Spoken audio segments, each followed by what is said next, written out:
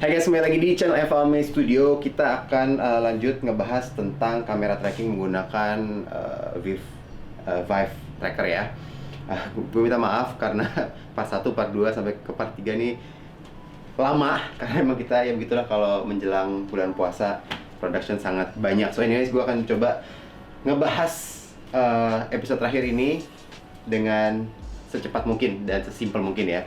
Oke, so ngerekap sedikit, ini setup kita untuk virtual production, untuk testing sangat kecil ya, space-nya sangat kecil. Setupnya basic, ada green screen, ada 3-point lighting, dan ini adalah kamera kita yang di mounting di portajit dan dikasih trackernya ya, tracker pakai di atasnya untuk bisa tracking kameranya. Dan bisa lihat di sini udah ada dua base stationnya sudah dinyalakan, dan ini base station yang standar ya, yang 1.0 yang versi 1, bukan yang 2, karena memang untuk ruangan sekecil ini tidak perlu yang 2.0 ya. Ini udah sangat-sangat cukup di sini. Nah, untuk mulai, salah satu tips yang akan gue kasih tahu adalah, pertama, base stationnya yang penting diarahkan ke tracker parknya ya. Kalian gak usah mikirin, kayak mungkin kadang kan orang ngepasang base station terus nge-cover seluruh areanya. Sebetulnya nggak perlu. Yang perlu di-cover itu hanya area di mana trackernya akan berada gitu. Kalau kayak contohnya nih, di sini kan kamera gue nggak akan bisa lebih jauh dari area ini gitu ya buat trackingnya ya. Tuh, udah segini udah mentok karena memang area gue kecil. Jadi kedua base stationnya gue arahin ke arah si trackernya aja gitu ya. Yang penting dia mau ke bawah, mau ke atas, tidak akan out frame gitu ya. Nah, itu pertama. Dan untuk satu lagi, untuk kalibrasi ya. Untuk kalibrasi, nanti gue tunjukin di komputernya kan, ketika kita start aksimetri kita harus kalibrasi tracker parknya. Dan nanti ada 3 titik yang perlu dikalibrasi. Dan sama seperti yang gue bilang masalah base station ya, kalibrasinya juga hanya perlu di area dimana kameranya ini akan berada gitu, akan bergerak gitu. So, titik pertama adalah point origin ya. Ditaruh aja di lantai, di tengah. Ya, ini kan kamera gue di kira-kira di sini ya, posisinya di tengah, jadi gue ambil di tengah. Dan kalau gue selalu ngarahin dia, titiknya ada titik yang nyala ya, ada lampunya, trackernya diarahin ke tutupan ya, ini ya, diarahin ke depan ya, diarahin ke depan. So ini point of origin pertama, kayak gini, di bawah kamera persis, center. Habis itu titik kedua, forward point. Kira-kira kameranya akan maju sampai mana nanti? Misalnya segini, gitu kan ya. Nah, di sini ambil forward pointnya di sini, dan yang right pointnya sebelah kanannya. Ini gue sebenarnya kamera gue nggak akan ngarah ke sini, tapi ini hanya untuk kalibrasi aja. Tinggal ditaruh di sebelah kanan ya. Karena space gue kecil, kurang lebih gue ngambilnya cuma 1 langkah ke depan ya, dan 1 langkah ke kanan. Ya, anyway, proses kalibrasinya sesimpel itu. Dan untuk masalah jitter nih, banyak teman-teman yang mengalami gambar yang jittery ya, nggak konsisten, dan komplain. Beberapa tips. Yang pertama adalah base station kalian pastikan bersih ya, jangan ada cap jempol karena itu dapat mempengaruhi kualitas trackingnya. Terus jangan ada sesuatu yang reflektif ya, cermin, reflektor atau apa yang ada di depan base stationnya yang bisa mengacaukan ininya ya, si transmisinya ya. Sama satu lagi, untuk frame rate ya, kalau misalnya di aksimetri project kalian 30p, pastikan kamera kalian outputnya juga 30p, karena itu bisa mengakibatkan jitter yang tidak enak. Walaupun misalnya nih kameranya output misalnya 50p, terus diterima di aksimetrinya ya, diterima di inputnya itu 50p, tapi projectnya 30p ya, nggak matching, itu suka masalah. Jadi pastiin aja dalam keseluruhan workflow-nya, dari kameranya sampai aksimetrinya itu menggunakan frame rate yang sama. Udah sih, kalau mengikuti 3 hal yang barusan, insya Allah nggak akan ada jitter-jitter yang menyebalkan, gambar-gambar yang jumping, kira-kira seperti itu. Oke, sebelum kita masuk ke aksimetrinya, gue cuman mau sekedar info aja bahwa aksimetri baru saja mengupdate software mereka ya. Ini dia ya, latest 2021.2.1. Ini baru aja 2 hari lalu di-update. Dan tapi sebenarnya yang update besarnya bukan ini ya. Yang update besarnya itu yang 2021.2.0. Ini juga baru ya, baru akhir bulan kemarin. Ini sih yang terakhir 2 hari lalu, ini kayaknya cuma tambahan beberapa penyempurnaan aja dari yang versi 2021.2.0 ini, dan yang terbaru ini ya sudah mendukung Unreal Engine version 4.26.1, which is the latest one ya. Jadi berita baik untuk pencinta Unreal Engine dan Aximetry, karena artinya semua plugin-plugin terbaru, mungkin ada project-project terbaru yang tadinya nggak bisa, yang bermasalah dengan versi Aximetry yang sebelumnya, sekarang jika berfungsi dengan baik dengan Unreal yang terbaru yang 4.261 ini, kemungkinan besar dengan Aximetry yang terbaru ini dan Unreal Editor for Aximetry yang terbarunya juga, karena kan pastinya Aximetry satu paket ya, Aximetry Decomposer download pasti dikasih juga Unreal Editor for Aximetry yang terbaru. Kemungkinan besar fitur-fitur terbarunya juga bisa semua ya. Terima kasih Aximetry, semakin kesini semakin cepet banget ngupdate-nya untuk keep up dengan versi realnya ya dari Epic Games-nya ya, versi Unreal Editor Ori-nya. Kita akan buka Aximetry ya, dan ini di sebelah kanan bisa dilihat untuk Steam VR-nya ya sudah aktif. Dan di sini ada kedua base station-nya yang tadi gue tunjukin, dan ada tracker saya yang sudah terbaca oleh base station-nya. Dan ini untuk headset-nya, make sure headset can see base ya, headsetnya gue umpetin karena memang tidak gue gunakan, bahkan kadang-kadang gue matiin. So, untuk setup trackernya, kalian bisa langsung ke ini untuk kalibrasi ya, ke device mapper. Dan di sini ada game ya kan, nih lihat nih device-nya ada di sini. Kalau belum ada, kalian bisa pilih. Ini ada headsetnya, ini ada trackernya. Gue tidak menggunakan trackernya. Dan manage device. Di sini ada game Open VR. Nah, ini ada 3 titik yang gue bahas tadi: origin, forward point, dan right point. Dan kita akan mengkalibrasi sekarang. Ini adalah point of origin-nya ya. Tinggal langsung di set aja. Set current. Tek. Oke. Dan sekarang kita akan pindahkan tracker pack-nya ke forward point. Oke, ketika sudah dipindahkan ke forward point, kita akan set current lagi. Dan sekarang kita akan pindah ke posisi right point.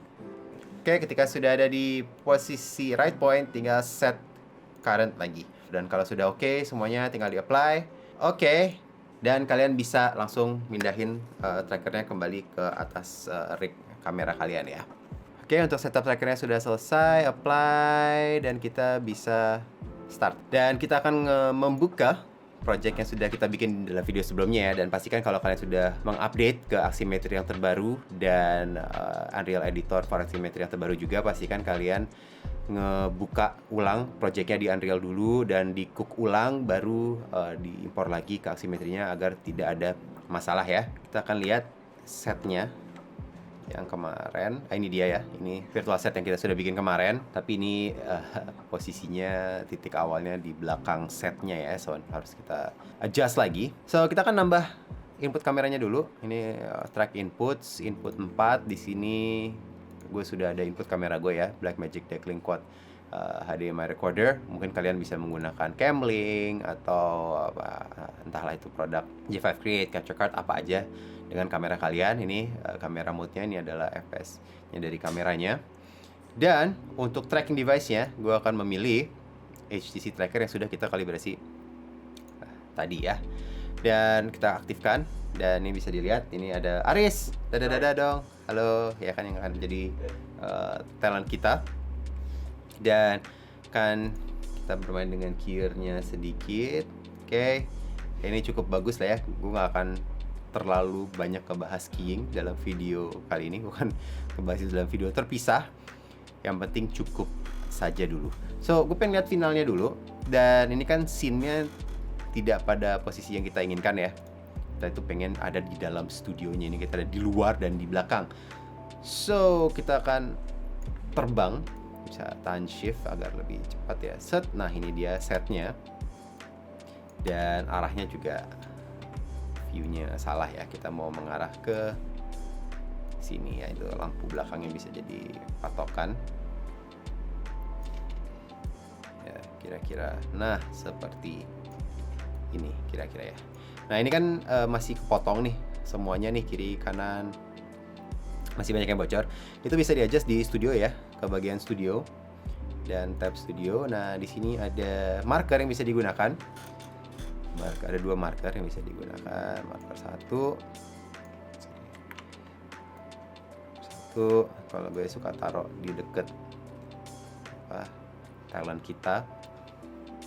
Marker 2, ya ini bisa ditaruh di sebelahnya mungkin seperti ini kira-kira. Nah, kita ingin area green screen-nya saja yang tidak di crop ya, sisanya ingin kita crop. Jadi dari mulai tembok kanan dulu ya, right wall-nya dulu. Right wall kita tutup sampai sini aja. Dan boleh lihat ke kiri, kameranya pengen kiri dikit. Left wall-nya juga cukup sampai sini aja ya. Dan ini lantainya belum pas ya, floornya bisa diturunin sedikit sesuai lantai studio kalian ya, green screen-nya semana. Green floor-nya akan memajukan. Oke, kita lihat finalnya. Boleh di pen ke atas. Oke, ini untuk studio setupnya dan scene-nya sudah oke ya. Nah, ini mungkin sekarang problemnya biasanya adalah delay ya. Bapak Gary ini akan ke input kamera lagi, bisa dilihat ini gak enak ya gerakannya, masih ada bocor juga. So, gua akan menambah tracking delay-nya. Coba tetap kiri kanan ya. Woods. Gua akan nambah dulu tracking delay-nya, terus sampai gerakan ini lumayan enak nih. Oke, tadi masih ada bocor ya? Coba pas kemana bocornya? Tahan. Right wall. Kurangin dikit lagi. Oke, coba. Mana ya? Oke, coba Bapak Aris main kahon, terus Bapak Gary bisa tracking. Apakah sudah enak apa belum? Gerakannya pelan-pelan aja. Untuk lampu udah aman belum? Coba cek ke atas, pen ke atas. Tilt up. Nah, aman, lampu aman ya, tidak bocor. Oke, silahkan perform.